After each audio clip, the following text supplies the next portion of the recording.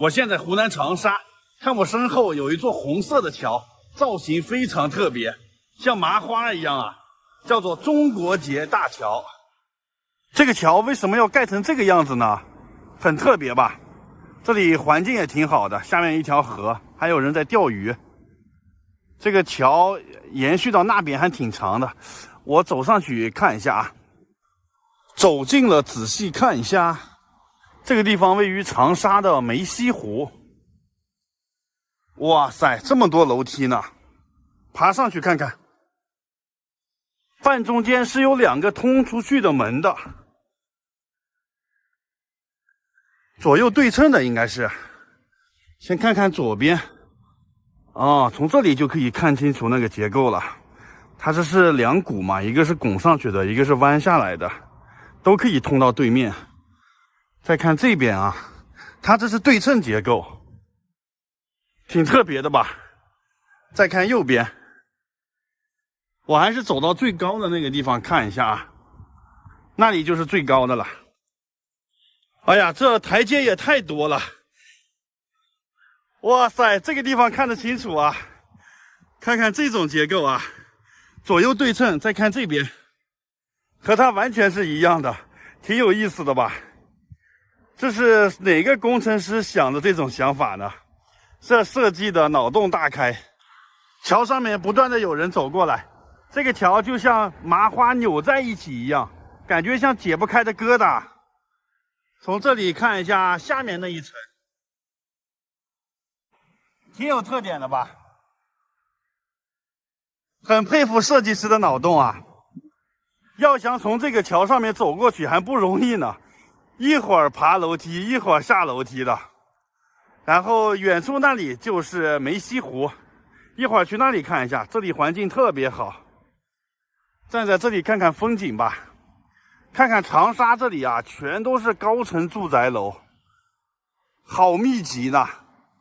大家看一下这个楼有多高，刚才我数了一下，53层。天哪，一个手机屏幕都装不下，而且也盖得很密集吧？你这一大片一大片的，这以后都是贫民窟啊！你再看那里，房子更多。天哪，这房子都卖给谁呀？以后长沙房价1万多2万左右吧。这个就是梅溪湖啦，据说这个湖是人工修建的啊，这么大的一个湖。来到这里我才知道为什么这边的楼要盖这么高呢？因为这个是湖景房啊，这边环境好，所以盖了很多的楼，而且盖得很高。在梅溪湖旁边有一个很奇怪的建筑，就是这个像一个螺旋的大碗一样，这是什么造型？这也太奇怪了。这个建筑就是观赏用的啊，看风景的，并没有什么实际的作用。建这个桥也得花个10来万吧。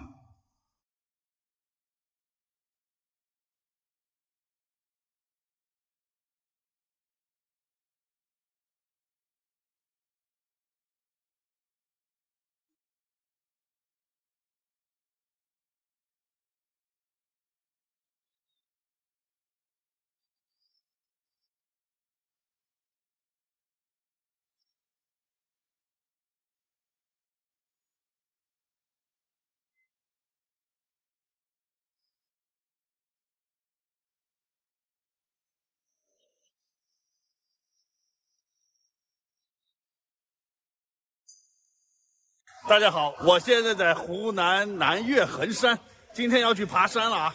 我和青山大哥2个人，大哥打个招呼。我跟大海，我们今天要挑战这个南岳衡山啊，我们要征服它。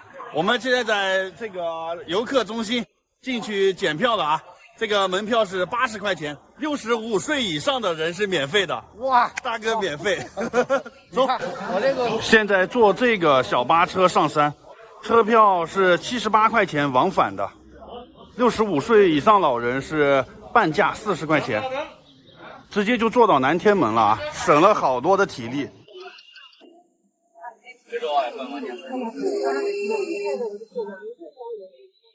到南天门了，开了25分钟，哇，全是这个山路，特别的陡，这轮胎都滋滋的响了。刚才在山路上，哎，金山大哥，哎，大家好，这个大家好，我们已经爬到山顶了。坐车有没有点吓人？这车是来回的甩，这山路啊真绝了。那个轮胎都摩擦的滋滋的响了，听到了吧？是啊，从南天门开始爬山，这个南岳衡山啊，就是寿比南山不老松的那个南山，它也是一个长寿山，所以来这个山里面好多烧香祈福的。这个是祖师殿里面供奉的真武大帝，这2个炉子都是烧香的炉子。这个衡山的香火非常旺盛啊，来这边的人大部分都要烧香的。后面那个地方就是山顶，山顶1300米海拔，它是寿山，所以是寿比南山。大哥今年65岁啊，祝愿大哥寿比南山，长命百岁啊！对，一会儿我们就到这个山顶上啊。大哥那个背的东西挺重的，看看你那背包，比我的包还重呢啊！走，这边还有索道，但是索道现在没有开，估计在翻修。这边有抬滑竿的，抬到山顶啊。这边有一个抬轿子的价格表，看一下贵不贵啊？从南天门索道这里抬到祝融峰山顶，180一个人。过了这个南天门牌坊，就象征着越过凡间，进入9天之上的仙境了。今天天气挺好，游客很多。我从这计时一下啊，看多久能爬到山顶。现在是10点半了。这块大石头叫狮子岩，这像狮子吗？看的，2个石头叠在一块儿。在这里看看风景啊，非常的壮美。好，继续上山。这个是上峰寺，这里离祝融峰最高峰就不远了。这里距今1300年历史了。隋炀帝当年就来过这里啊，他本来是一个道教的道观，但是隋炀帝下令把道观改成寺庙了。本来以前是道士啊，现在变成和尚了。这寺庙的后面有一个超大的信号塔，所以这里信号不错啊，这山顶上。然后那边还有住宿的呢，晨曦山庄，晚上可以住到这山顶，第2天看日出。这是抬轿子的。到山顶了，南岳衡山海拔1300米，这就是山顶啊。这里有个大石头，好多人在这里拍照，在这拍照要排队啊。那个就是最高峰了，上面有座寺庙，过去看一下。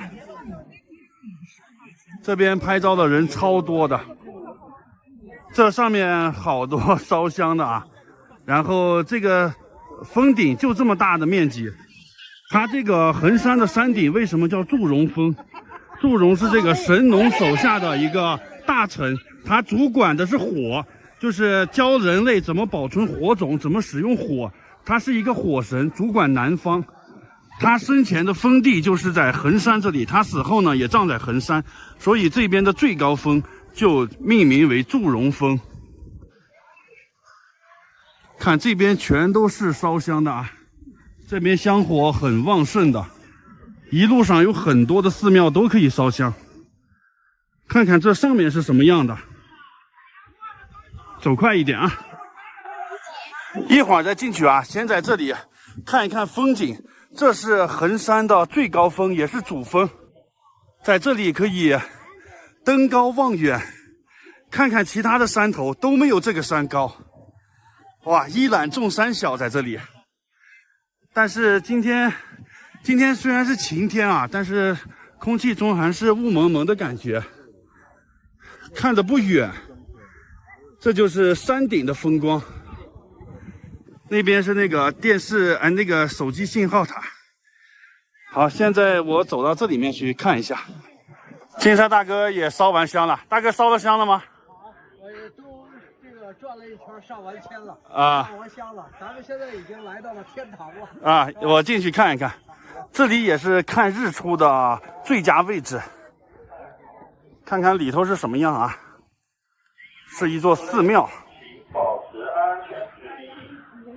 就是这样子的，也是很小。最中间供奉的是那个祝融大帝。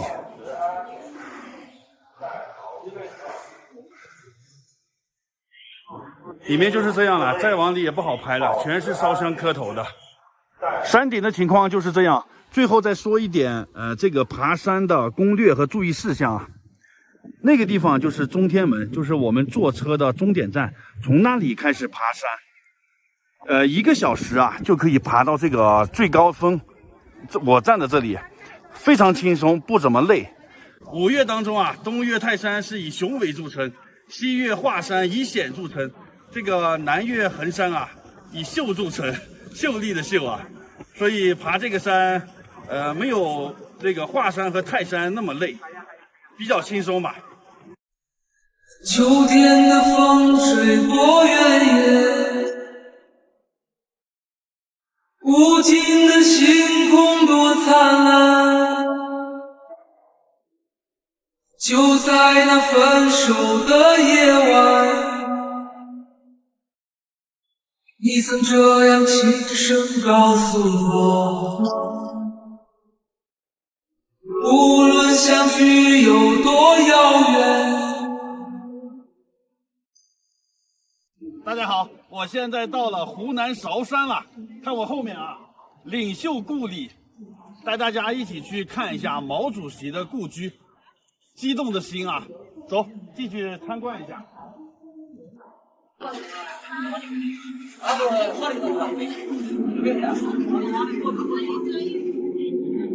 从景区入口要坐这个公交车过来啊，算是景区里的大巴车，20块钱车票。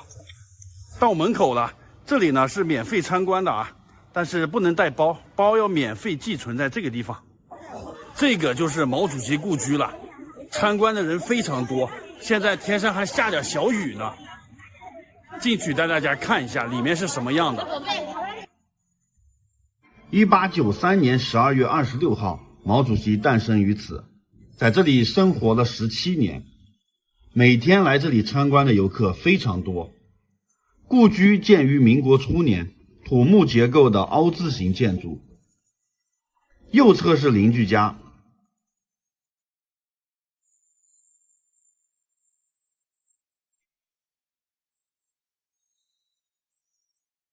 进门这间是堂屋，堂屋是和邻居共用的。堂屋上挂着的是1959年6月份毛主席阔别了32年再回家乡和乡亲们的合照。旁边这间是厨房。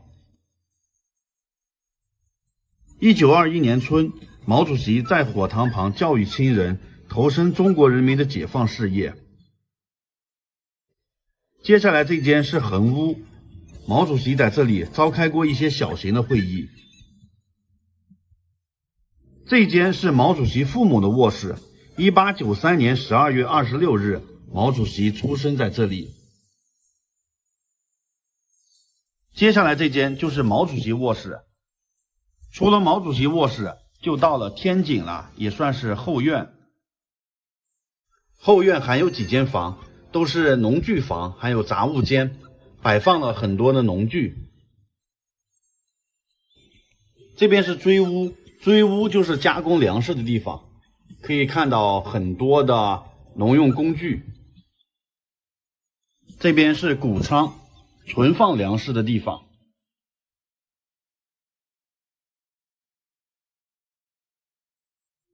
这边是牛栏。这个故居啊，都是后来翻修的，修旧如旧。这边是猪栏，旁边这个是毛主席的弟弟毛泽覃的卧室。再往里边走，这里边是毛主席的大弟毛泽民的卧室。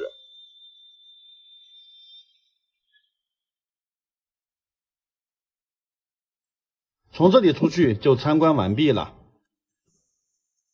后门这里有一块池塘，山上有很多的竹子，这里还有一片菜地。毛主席故居参观完了啊，最后再带大家看一下故居周围的地理环境。背后是一座小山，山上有很多的树啊，郁郁葱葱，环境很好。前面呢是有2个池塘，池塘里有很多的荷花。看一下这周围啊，这边也是有很多游客拍照。它是处在一个山谷里面，山谷这个地方呢稍微平缓，有很多人家住在这里，这边还有很多的耕地。这就是毛主席故居周围的环境。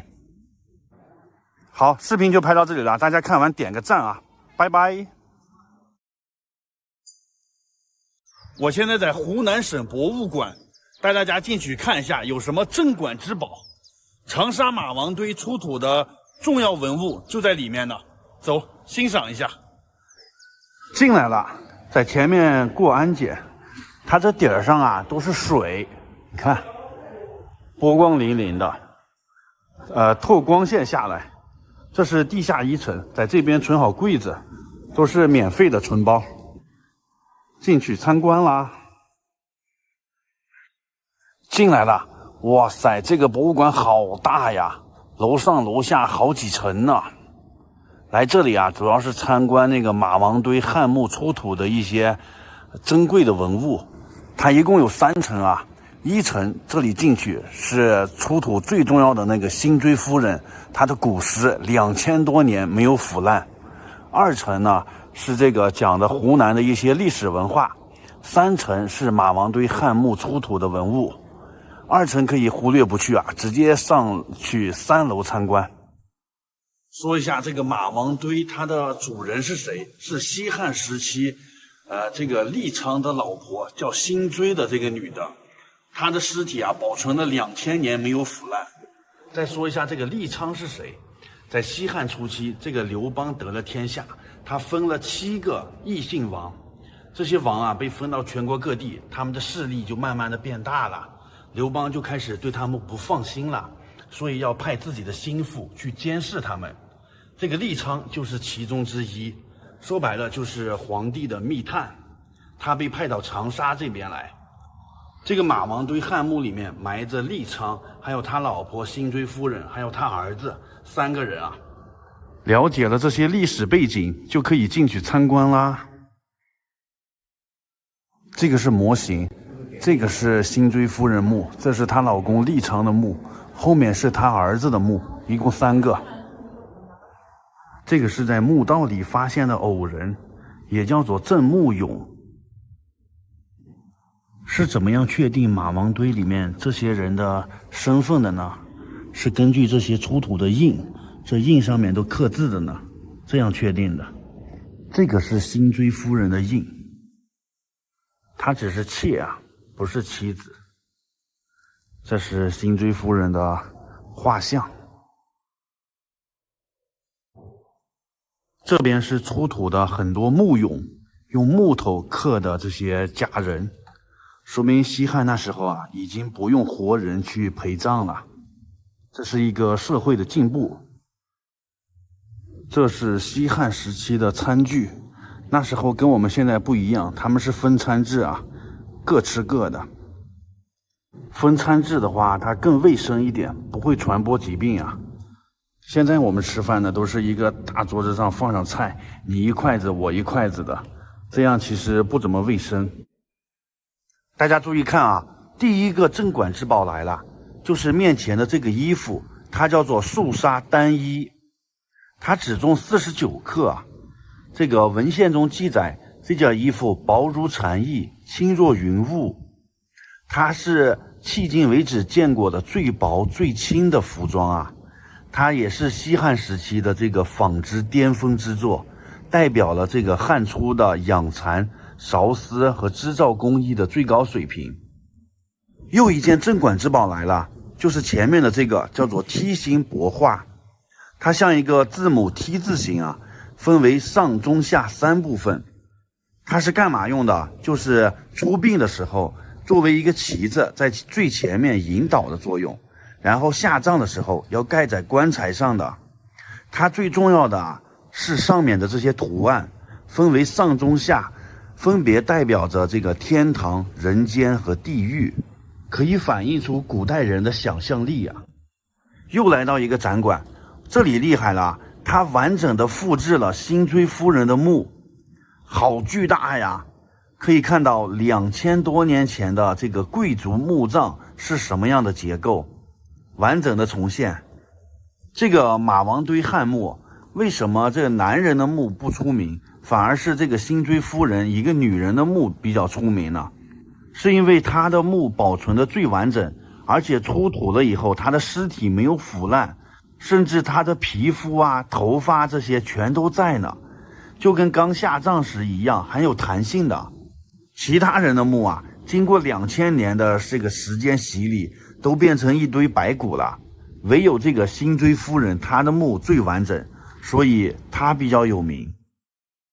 看这边，这个是辛追夫人的棺椁，一共有4个呢，从小到大，小的放在大的里面，大的放在更大的里面，一共套了4层啊，跟俄罗斯套娃似的。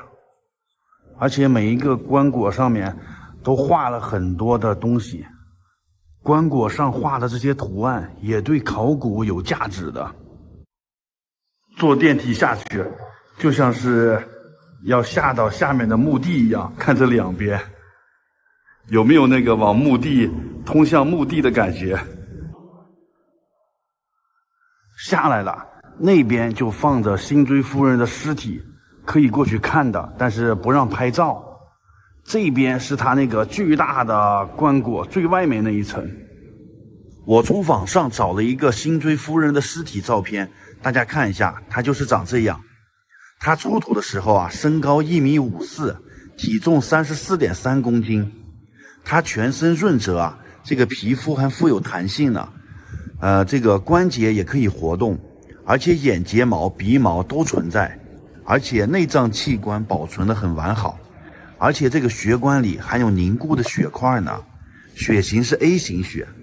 经过检查，我们可以推断他死的时候年纪大概是50岁左右。那么他是怎么死的啊？还有一点搞笑呢，在他的胃里面发现了138颗半的甜瓜子，据推测啊，可能是由于胆绞痛引起的冠心病发作致死。就是说他吃了个甜瓜，引起了疾病，猝死的，可以说是一个甜瓜引起的血案，有意思吧？博物馆参观完了，非常精彩，值得一来，而且是免费的啊，提前在公众号上预约就可以了。好，就拍到这里了，拜拜。我现在在湖南岳阳，今天要去著名的岳阳楼玩一下。我已经到门口了，上面写的巴陵胜状，巴陵就是古时候岳阳就叫巴陵。门票70块钱啊，我已经买好票了。虽然票价有点贵，但是这里面景色还不错啊，有喷泉，里面还有锦鲤。岳阳楼在前面呢，这边就是洞庭湖，中国第2大淡水湖。前几天我是刚去了第1大淡水湖九江的鄱阳湖，今天就来到第2大的洞庭湖了。哇塞，也是非常的宽阔啊，烟波浩渺，很多船只。我身后就是岳阳楼啦，只有3层，不是特别壮观啊。它因为北宋时期范仲淹写的那篇文章闻名全国。那篇文章最有名的诗是什么？先天下之忧而忧，后天下之乐而乐。还有那个不以物喜，不以己悲，居庙堂之高，则忧其民；处江湖之远，则忧其君。哎呀，现在我还背得很熟啊，我们上学的时候都背过吧。现在如果你能背诵全文的话，就可以免费进来游玩啊，省了70块钱。你能背吗？现在我就上去带大家看一下它里面是什么样的。岳阳楼也是中国4大名楼之一，其他3个是山西鹳雀楼、武汉黄鹤楼、江西滕王阁。滕王阁和黄鹤楼我都去过啊，那2个楼盖得又高又壮观。相比来说，这个岳阳楼没那么高，只有3层，没那么壮观了。现在从这里上去，这是岳阳楼的第1层，正中间写着《岳阳楼记》那篇著名的文章。楼梯在这后面呢，走上去看看。这个是第二层，从这里可以走到外面去看风景。第二层也写的这个《岳阳楼记》，这么多字，大家能背下来吗？现在有几个人能背下来？从这里去第三层，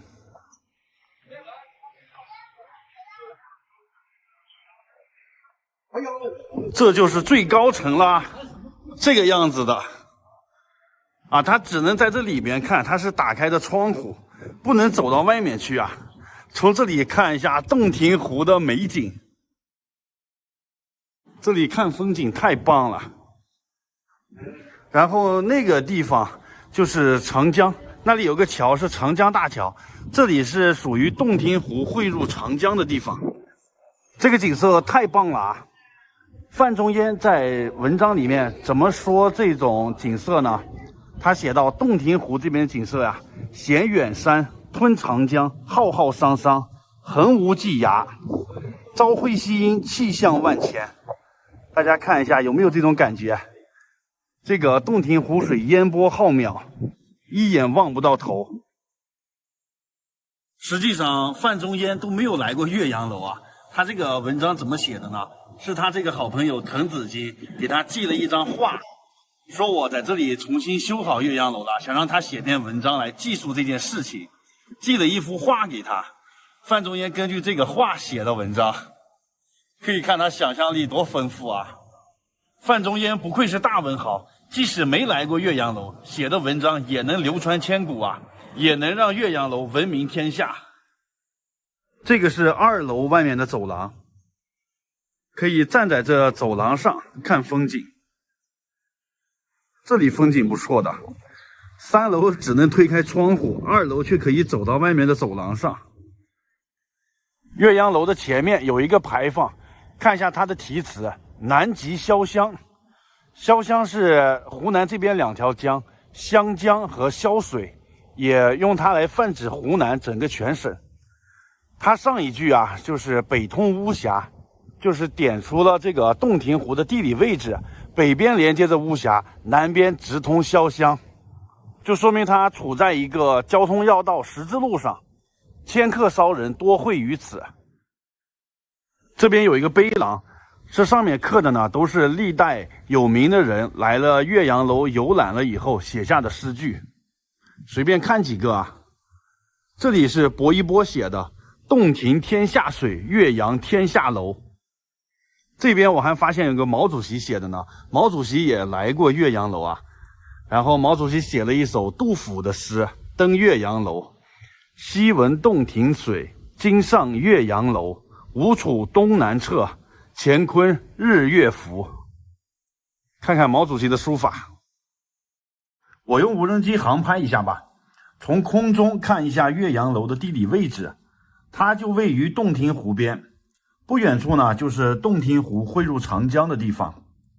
岳阳楼因为北宋文学家范仲淹的这篇文章，所以闻名天下。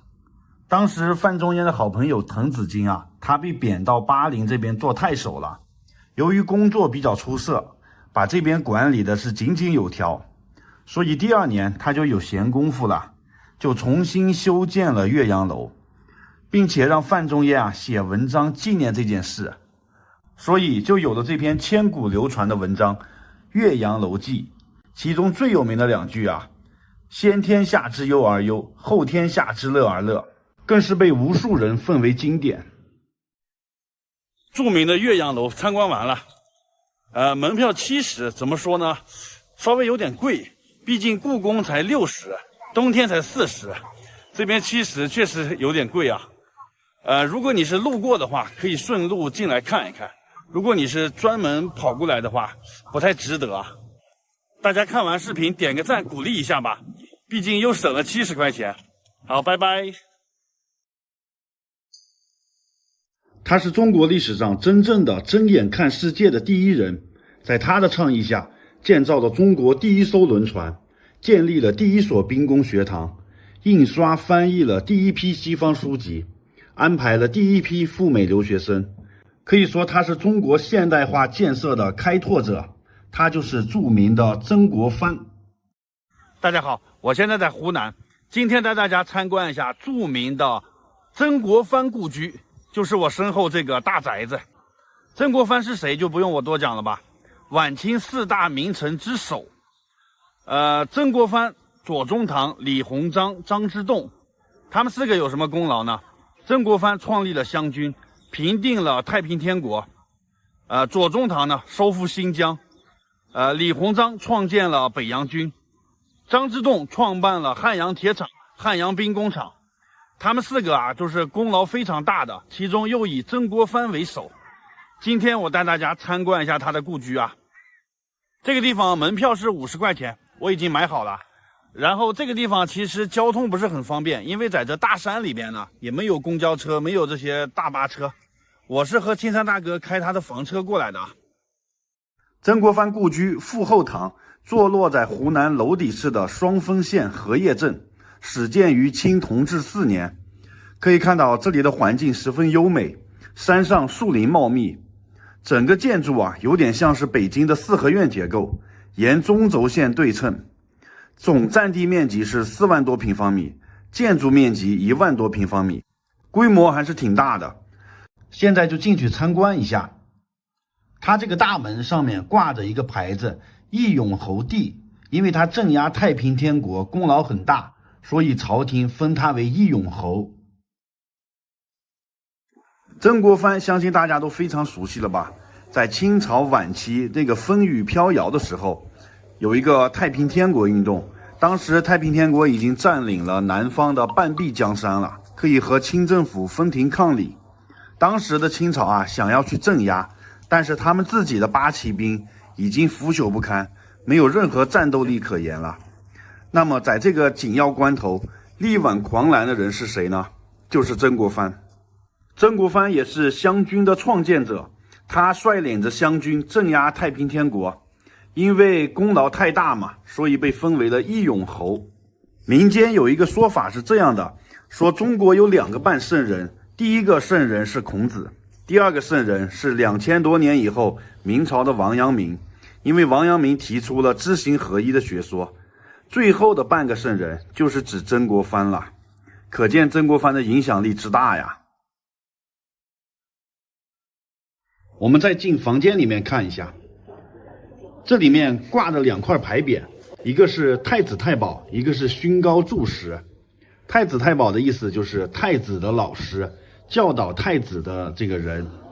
勋高柱石的意思就是他的功勋很高，就像国家的顶梁柱一样。这是他60岁生日的时候，同治皇帝送给他的牌匾。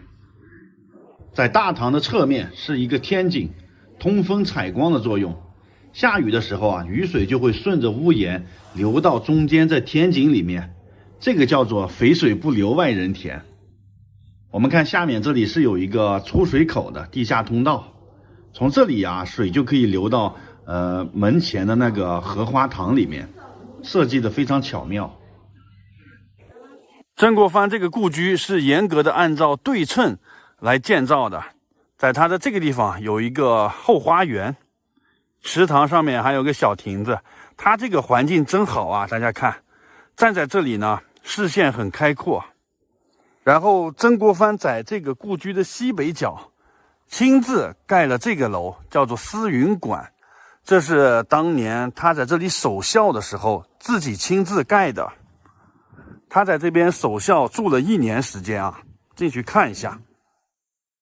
正中间这个就是曾国藩的雕像了。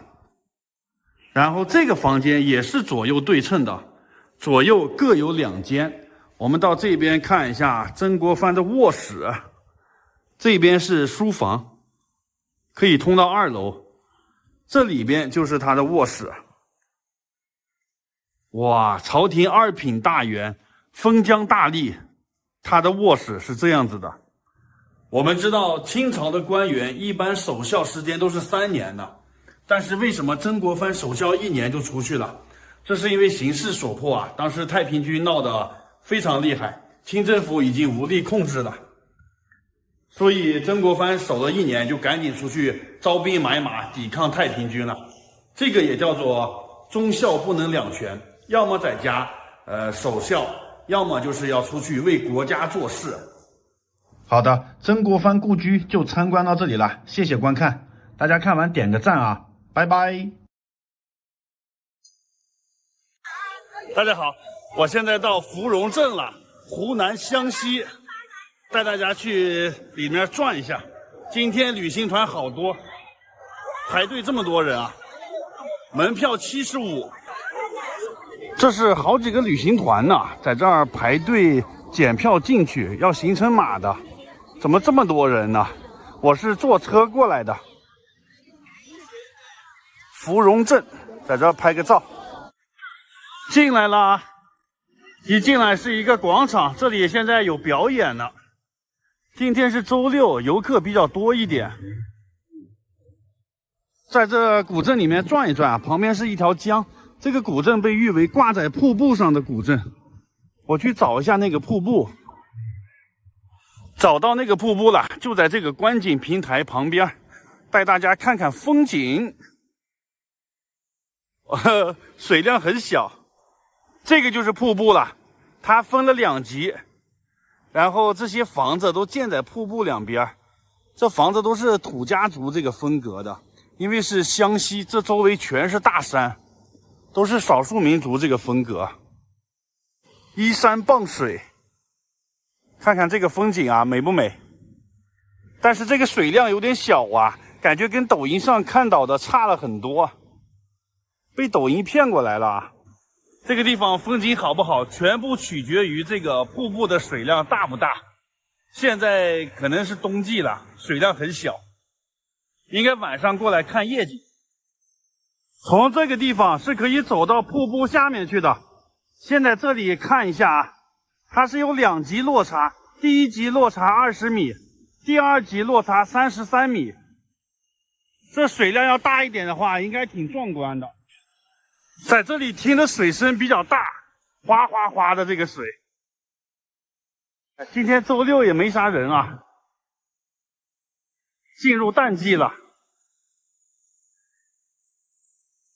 穿到这个瀑布后面去，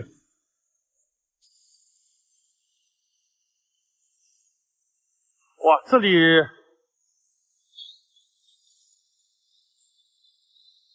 哇塞，太神奇了！哇，我站到瀑布后面了，这种感觉很棒啊！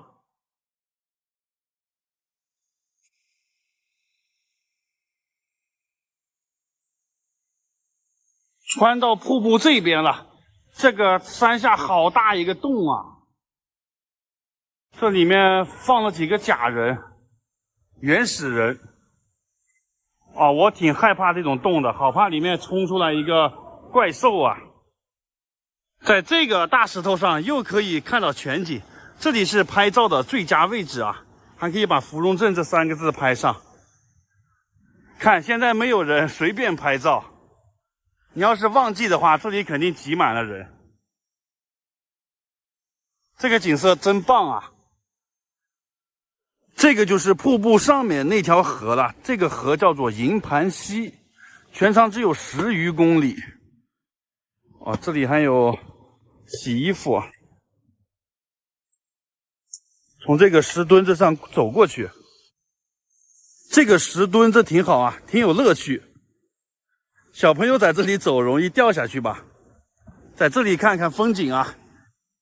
这里这个水流下去就是第1级瀑布，还有第2级瀑布。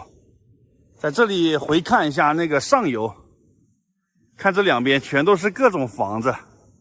这里的房子应该卖的挺贵的，这只是临河的这个景观房，这是属于吊脚楼。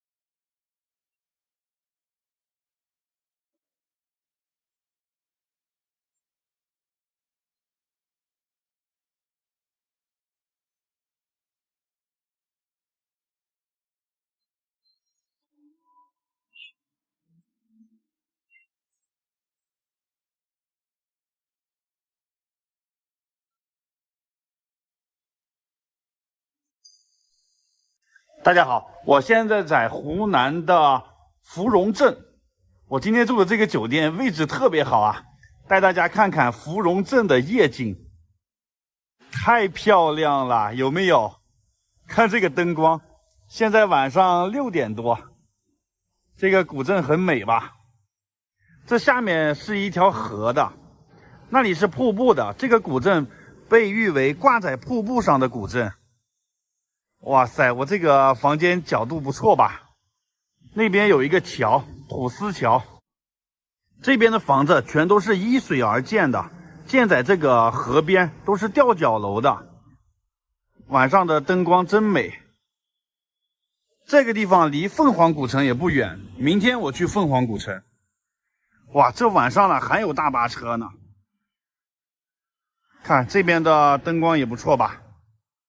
我一会儿下去带大家，去那个灯光亮灯的地方转一转啊。然后这里还有一个瀑布的，我一会儿去瀑布那里看一下风景。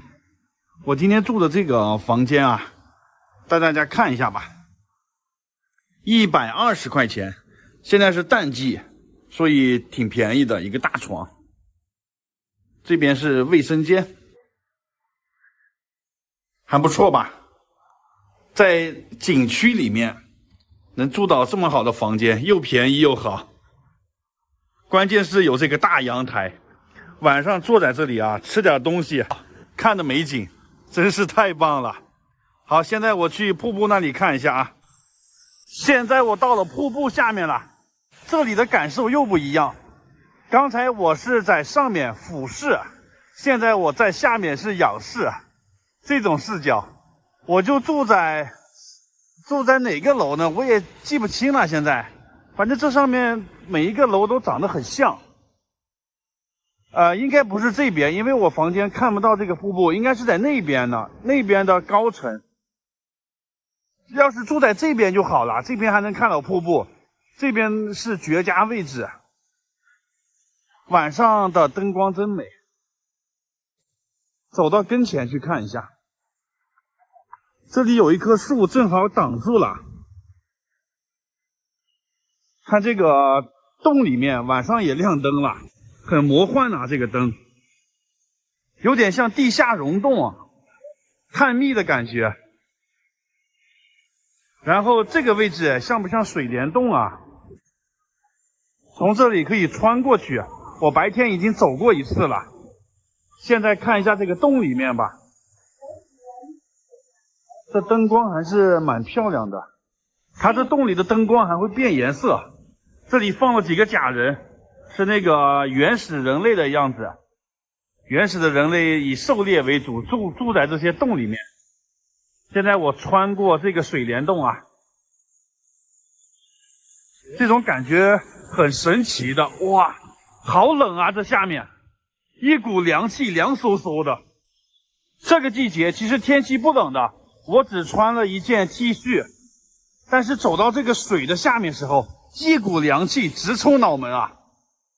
那种冷到骨头里那种阴气，打了个哆嗦啊！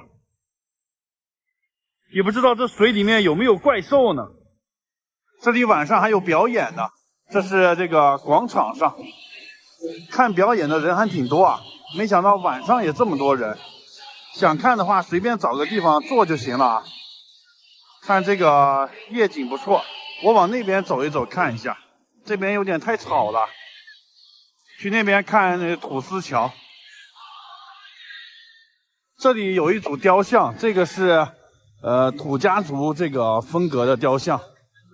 以前这里是归土司管的，皇帝册封土司，管理这里，因为它比较偏僻，交通不太方便。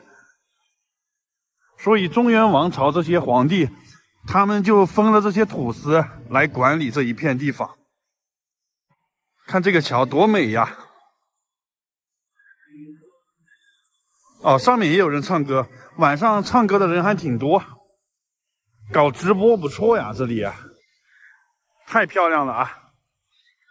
上桥看一下，这个叫土王桥，就是土司王的桥。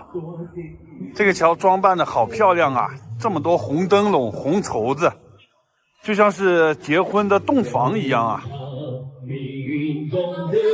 这边有歌手在唱歌，这里拍照真美，可以穿上他们当地的这个民族服装，在桥上看看风景，太美了。还有这个倒影呢。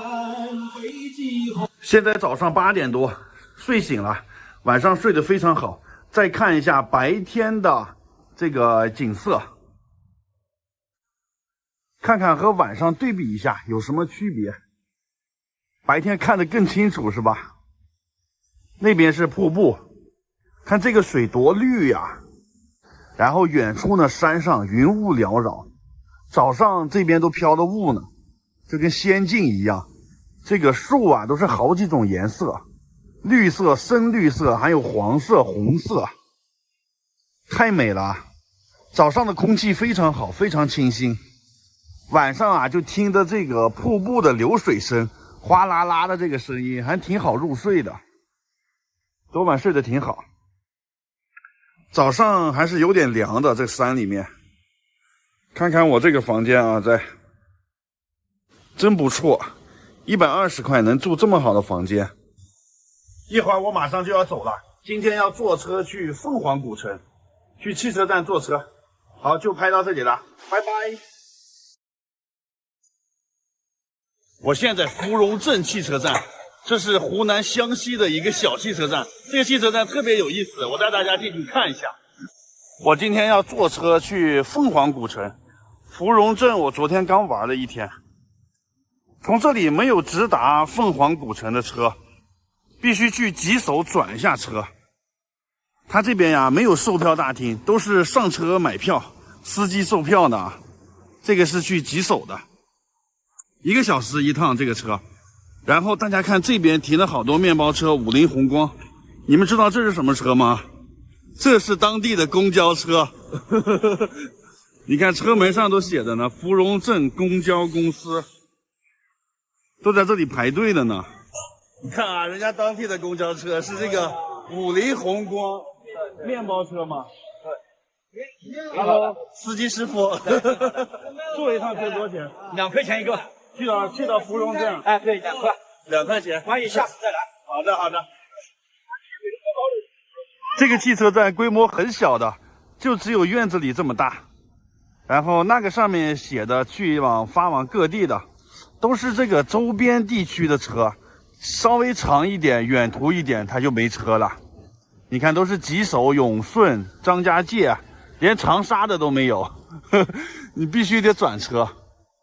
还是挺好的，挺惠民，挺方便的啊。现在坐车还有1个多小时呢，我去吃点东西。车站门口有2个粉店，吃完粉再走吧。坐车要2个小时呢，早上还没吃饭。这边都是吃粉为主啊，人还挺多。你们是2碗粉多少份？2碗粉。2碗粉，60块。这个是馄饨啊，我要1碗粉。不是有油条吗？吃完了，油条卖完了。这个是蘑菇，这是浇头吧？这边是这个细粉啊。我要这个细的。好好。哇，热气腾腾啊！啊，这个挺好的。香菇粉加个鸡蛋。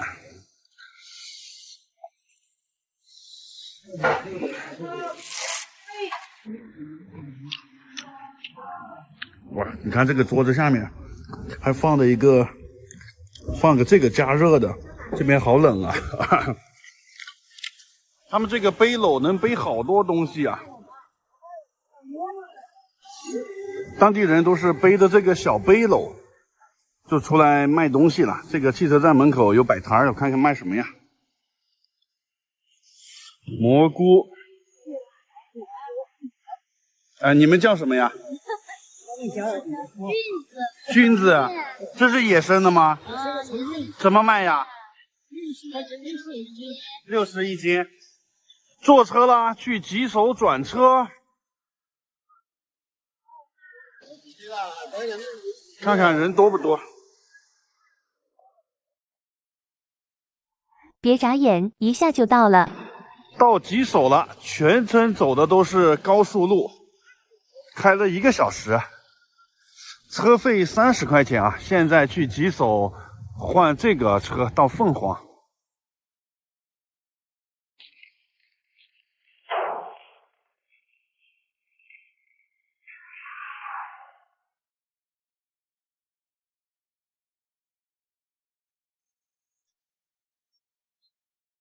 到达凤凰汽车站啦，从这边坐1路公交车啊，就可以到那个凤凰古城，3站地。这也是一个大山中的城市啊。到凤凰古城啦，这里有一只凤凰的雕像，在广场上好多人呐，那里好像有什么表演，正在彩排呢。这个地方比芙蓉镇繁华多了啊。从这边进去就是古城了。我先吃个饭吧，吃个肯德基。这一天坐车还没吃饭呢，饿死了。薯条、鸡腿，一个鸡肉卷，太棒了！就拍到这里吧，大家看完点个赞啊！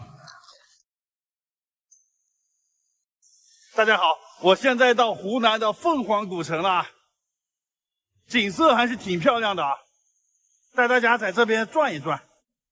这就是久负盛名的美景如画的凤凰古城，现在这里完全是免费的啊，进这个古城不要钱，但是它里面有一些那个古民居，那个是单独收费的，也有一个套票，但是你在这古城里面玩是不要钱的，随便玩，太棒了！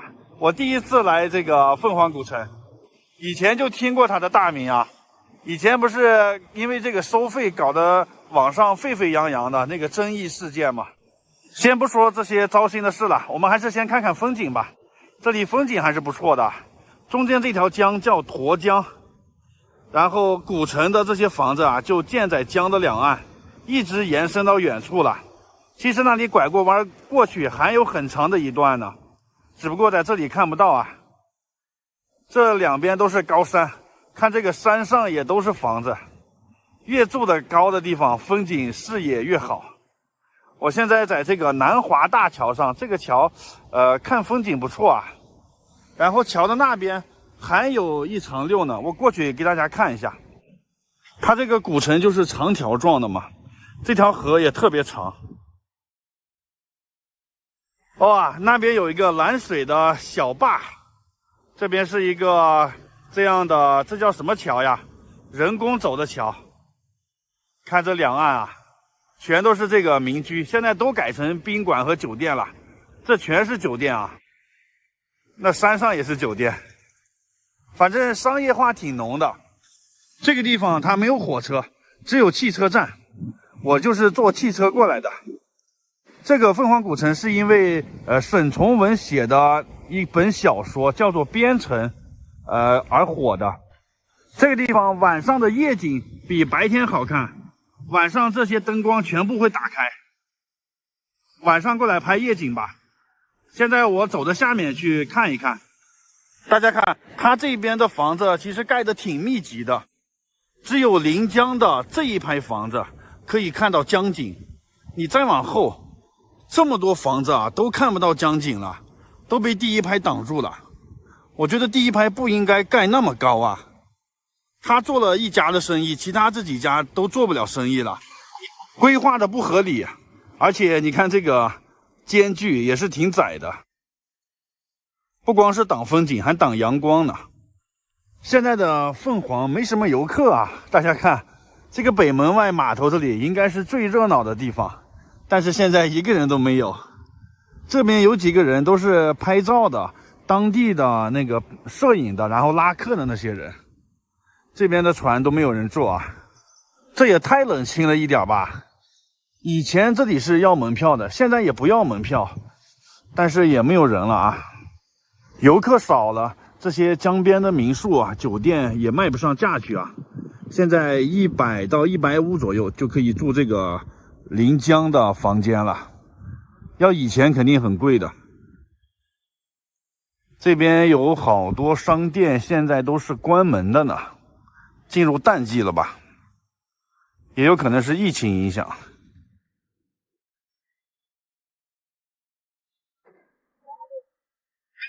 这边还有2个人行桥，这个是木头桥，木头板的，然后这个是石墩子的桥，这个叫跳桥啊，就是从这石头上跳过去，它都是隔开的嘛。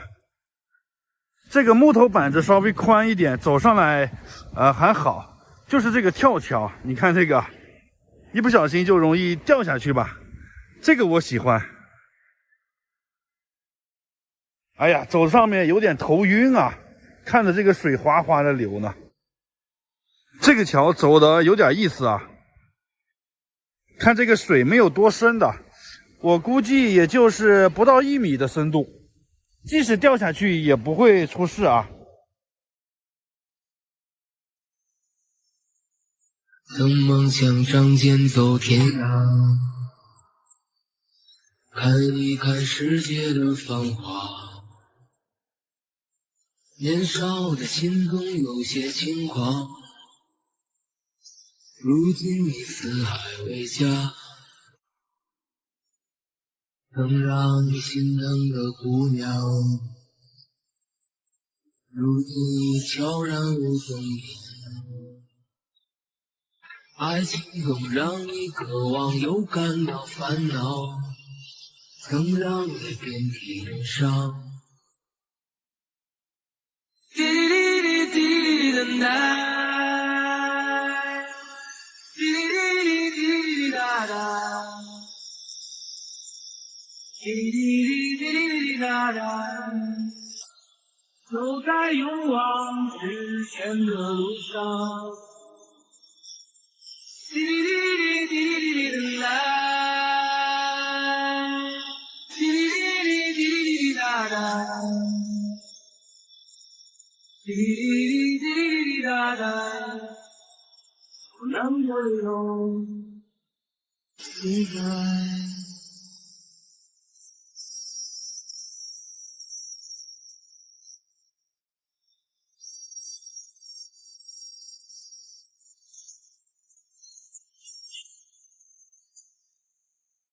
我现在在湖南的凤凰古城，这个地方很漂亮吧？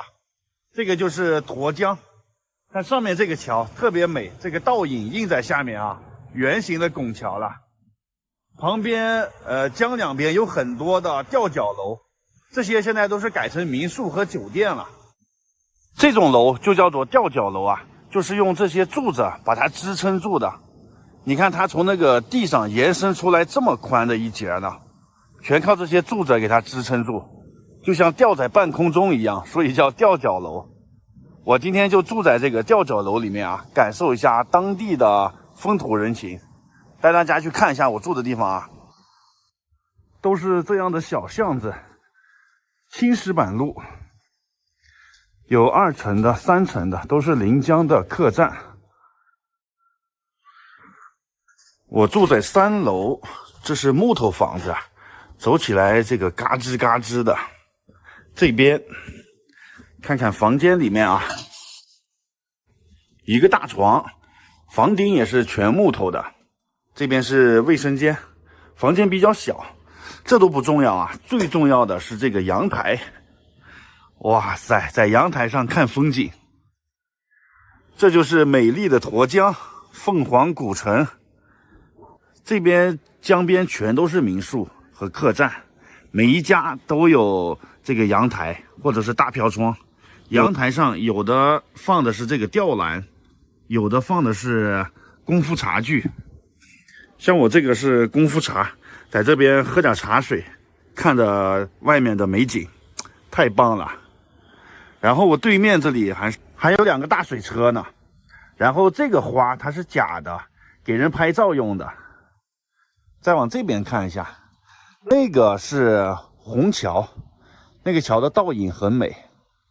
这个山上啊还有一座塔呢，其实我是想爬到那个顶上去看看风景的，但是我听人说当地人去世以后会埋在这个山上啊，是上山的路上都有很多的墓地之类的，所以不建议上去看景。现在白天的凤凰古城啊，大家看这个江边没有几个人，游客比较少，是因为疫情的原因吧，可能晚上比较热闹。晚上灯光打开以后会很漂亮。我晚上再拍一下。先看一下我房间里面，这边喝茶的，可能我现在30多还没到年龄吧，我这个年龄对喝茶不感兴趣啊。看看房间里面吧，空调、电视啊，大床，它这个用的是厚被子，特别的厚，因为在这水边晚上还是有点凉的，而且潮气也比较重啊，所以是木地板。卫生间，有热水，晚上洗个热水澡非常好。这个房间我在网上订的，126一个晚上，大家觉得合不合适呢？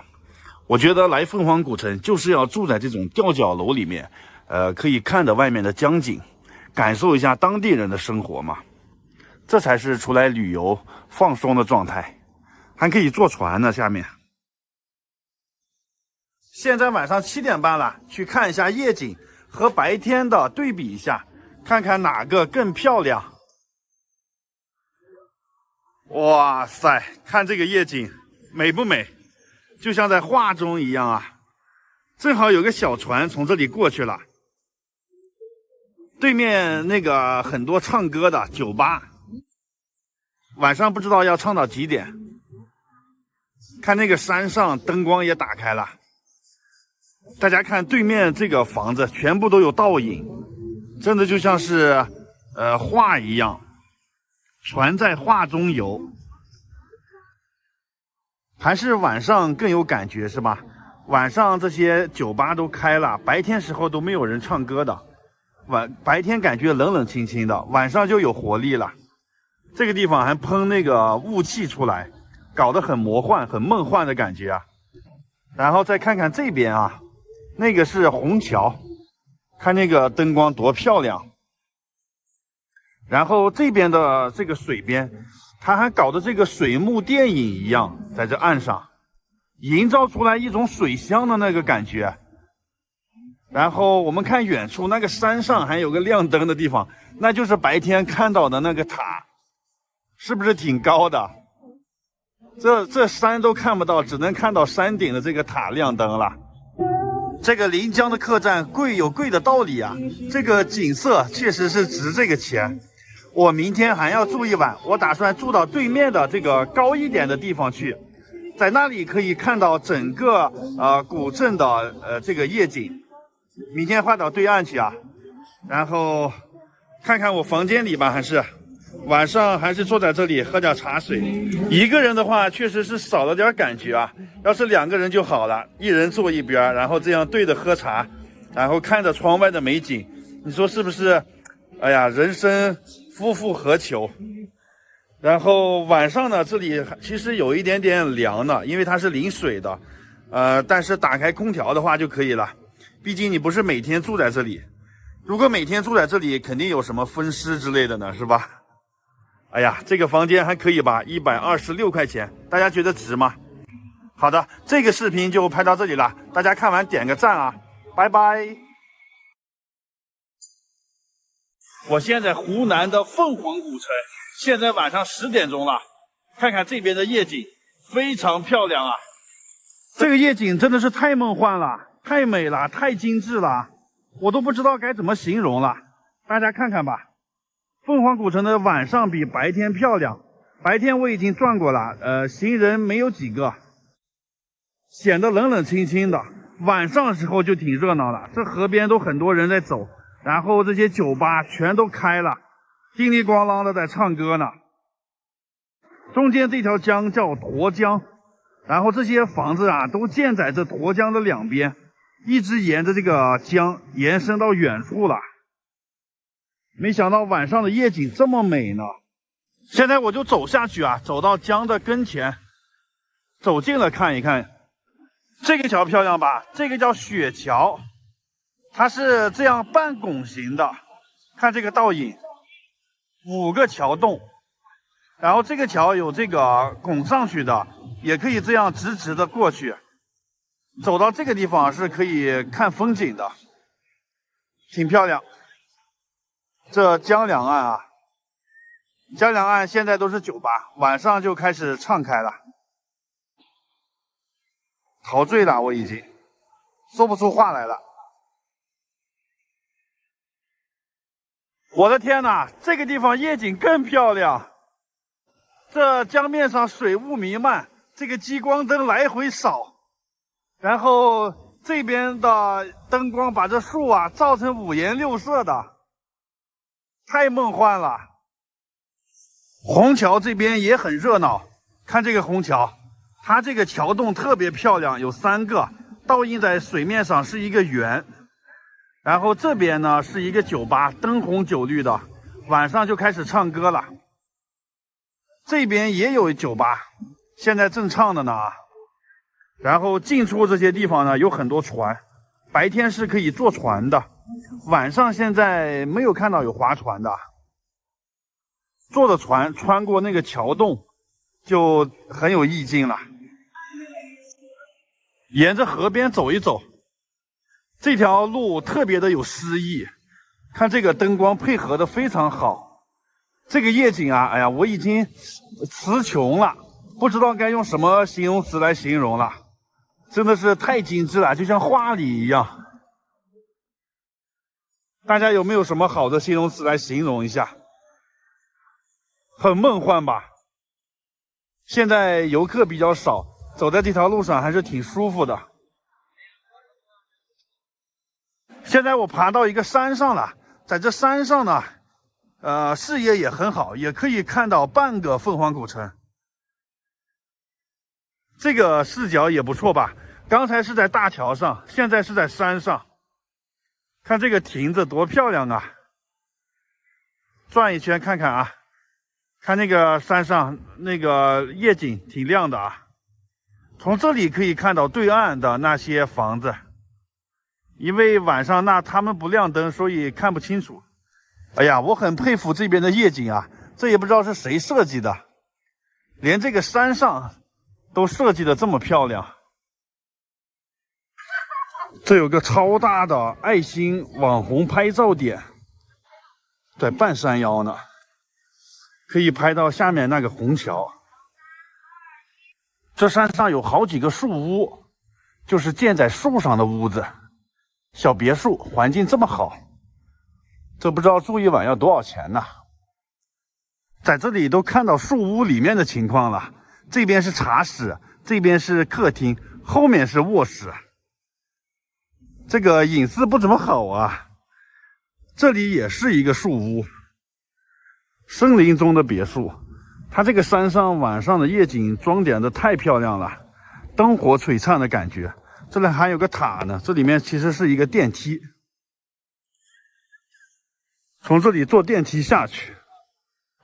这里拍照真好。好的，夜景就拍到这里吧，大家多多点赞留言呀，谢谢支持。大家好，我现在在湖南的凤凰古城。今天晚上我住的这个房间特别的好，它是一个观景的房间，带大家看一下，在我房间里面就可以看到凤凰古城的美景。我这个窗户呀，它就像一个画轴一样，透过这个窗户看着外面的美景，像不像一个展开的画卷？太诗情画意了。看看外面的风景啊，现在5点半，马上就天黑了。哇塞，灯亮了！哇，我拍到它亮灯的这一刻了，太棒了！这个房间视野真好。我昨天呢是住在江边的那个观景房，但是它因为在江边位置比较低，就看不到这个全景，所以我今天特意换了一个高一点的房间。这个也是观景房，这个也不比江景房便宜呢。我昨天住的那个江景房是126，今天这个房间啊150块钱呢。看一下房间里面啊，今天这个房间整体来说我比较满意，中央空调比昨天那个稍微要大一点，装修的很好，很精致啊，这个很有设计感是吧？一个大床，太喜欢了。晚上呢躺在床上就可以看外面的夜景，当然也可以坐在椅子上，这样看着外面的夜景啊，哎呀，太爽了！但是唯一有个遗憾，就是这个房间没有阳台，它只有这个窗户，而且这个窗户吧是稍微矮一点的。你看，它这个是等于我住的顶楼，它这里是斜向下的，不能站着看景，只能坐在这里，稍微有一点矮。不过能看到窗外这么美的景色，我觉得也值了，就不计较那么多了。这个就是凤凰古城的全貌。这个亮灯的地方就是沱江，江边这一条线。今天这个民宿选的位置特别好啊，正对的这几个主要景点，我非常满意。我就不说这个民宿的名字了啊，免得让大家以为我在打广告。而且这老板也没给我优惠啊，也没给广告费，所以就不给他做广告了。这家其实有好多房间呢，它这旁边呀就有2间，是那个有带阳台的，而且这个不是斜底儿的，那个房间要200多呢，他也不给我便宜一下。因为最近凤凰这边也是淡季嘛，都没什么人住宿的，他宁愿空着也不给我啊。然后150只能住这个房间了。不过这个房间我也挺满意，不能得寸进尺啊，要知足。其实对面山上也有几个酒店，他们位置比较好的，可以看到这边。你看对面山上还有那个停着呢，那个位置的酒店房间也特别好。晚上的视频来了啊！现在晚上7点半了，看看现在的夜景和白天的对比一下有什么不同。它这边还有洗衣机呢，我正好把衣服一洗啊，挂在这里，用空调一吹，明天就能干。看看夜景，哇，那个山上的灯光也亮了，这山上都是5颜6色的，然后这个桥的灯光也亮了，还不错啊。我正对的这个雪桥，然后那边的山上啊也都亮灯了。我们看啊，它亮灯的地方就是沿江的这一条，再往里边一点，这些地方它都没有亮灯。白天看这里一大片的房子呢，是吧？晚上的话都看不到了。肚子有点饿了，出去吃个晚饭吧，转一转。找了一家当地的炒菜店，看看这边的价格贵不贵啊？在这个古城里面呢，在我的印象中，这景点里面吃饭应该是比较贵的。我现在看了看这个菜单，感觉还行啊，这些价格没有太贵。看到这个菜单我就放心了啊，消费得起。喝点茶水先暖和一下，这边晚上还是挺凉的。这是送的萝卜，挺脆呀。我点的菜上来了，一个家常豆腐，还有一个西红柿炒蛋，2个素菜啊，简简单单的，2个都是下饭菜。我吃饭一般吃素为主，豆腐20，西红柿炒蛋22，经济实惠啊。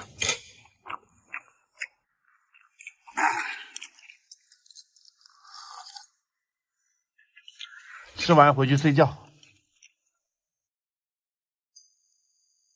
我现在湖南长沙，身后这个是长沙的母亲河湘江，这个地方是浏阳河汇入湘江的地方。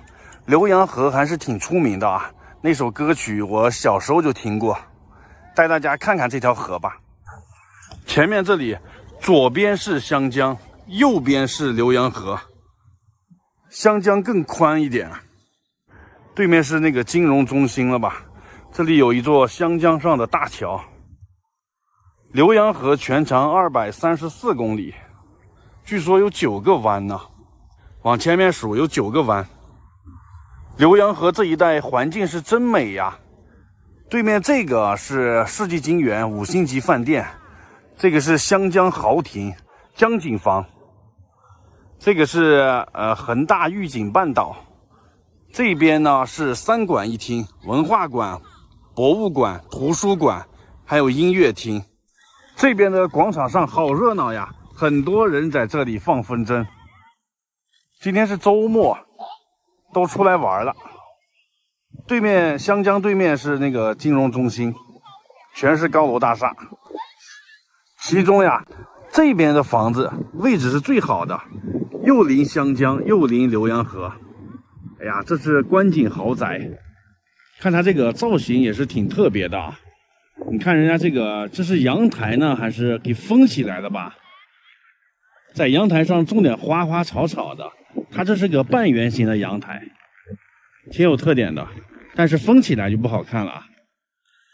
这边的生活好休闲呀，这边是摆摊卖风筝的，卖玩具的，很多小朋友。周末了，家长都带小孩出来玩了。这边也是摆摊的，台阶上坐了很多晒太阳的人。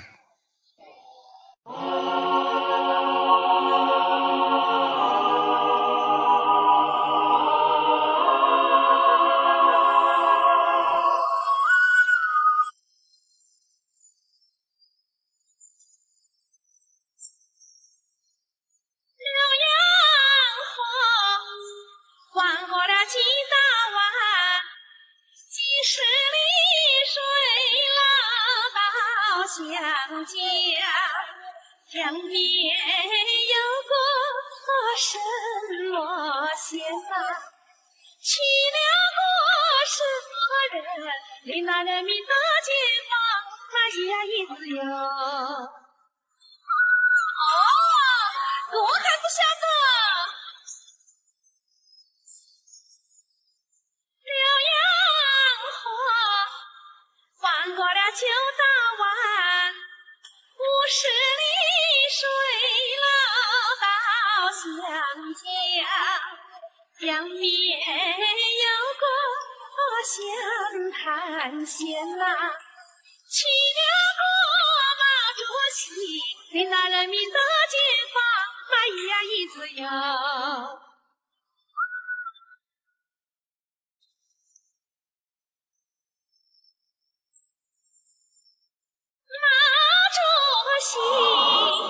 像海洋，它指引着人民前进的方向。